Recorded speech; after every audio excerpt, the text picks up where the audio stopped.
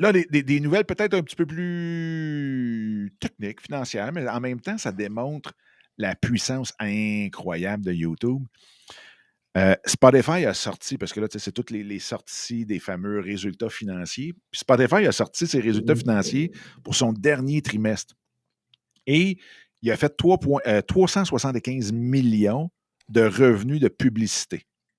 Ce qui est une augmentation avec l'année passée, donc ce qu'on appelle le year to year, donc d'une année à l'autre, même période, mais une année avant, de 75 %. Ce qui est énorme. Ce qui est énorme. Puis je regarde ici, là, tu vois, ils sont passés de 3,2 millions de podcasts.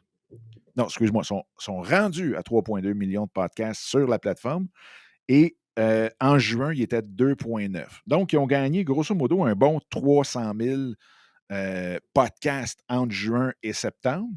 Puis la beauté, je pense que ça va continuer à grossir parce que la beauté là-dedans, c'est qu'ils ont lancé, puis je pense qu'on en a parlé la semaine passée, mais ils ont lancé les fameux podcasts vidéo. Donc, on va être capable d'aller mettre des vidéos à travers leur plateforme qui est Anchor. Donc, Spotify est propriétaire de Anchor.fm de mémoire.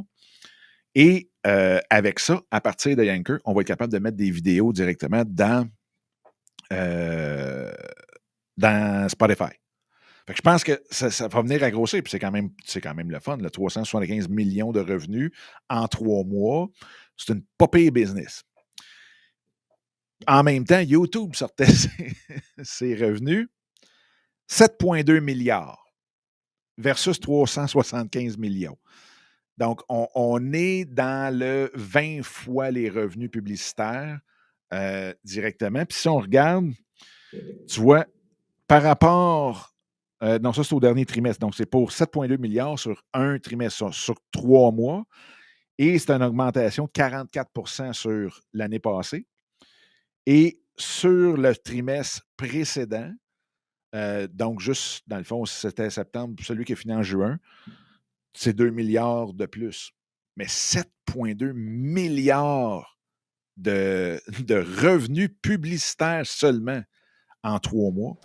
Moi, j'ai ça vu. prouve la machine. Là. Moi, j'ai vu, et tu me diras si je suis dans l'erreur, mais j'ai vu ça sur InfoGeek. Peut-être que InfoGeek, c'est pas la référence à avoir nécessairement. Ben oui. Que Apple avait fait 10 milliards, eux, en publicité cette année. Ah oui, 10 milliards pour Apple. Ah oui, pour ben Apple écoute, ça et serait... Facebook à cause d'une application. Bref, ils ont, dernièrement, avec la dernière mise à jour qu'ils ont eue, effectivement, là, Apple a non seulement mangé le marché, mais fait en sorte que certaines applications, certaines... Oh non! Oui. C'est-tu autre chose? Merci Oui. de juste revenir vers ça, parce que c'est quelque chose qui m'avait vraiment frappé, en lien encore avec Facebook, bien sûr, puis ça crée des petits, ça, là. Oui, c'est qu'ils ont dépassé le 10 milliards de publicité qui a transigé sur App Store, donc dans les applications à travers App Store. Et de mémoire, c'est depuis que App Store est né.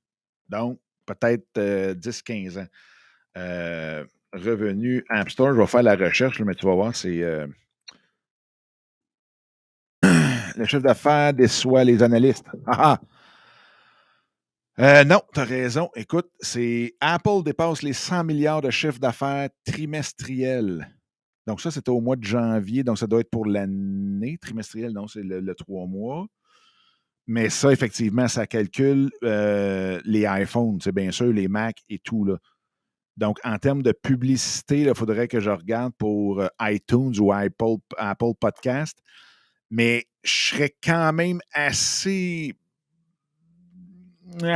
Écoute, on va vérifier l'information pour OK, pas dire garde. n'importe quoi, puis on reviendra avec l'info correctement. Ouais. Mais effectivement, il y a quelque chose avec Apple qui a vraiment frappé l'imaginaire.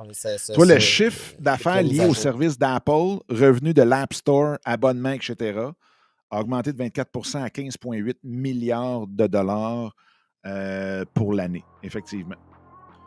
Fait que c'est... Ben écoute, c'est sûr que c'est toutes des machines. Le fameux, à cette heure, c'est même plus le GAFA, ça va être rendu le Gamma.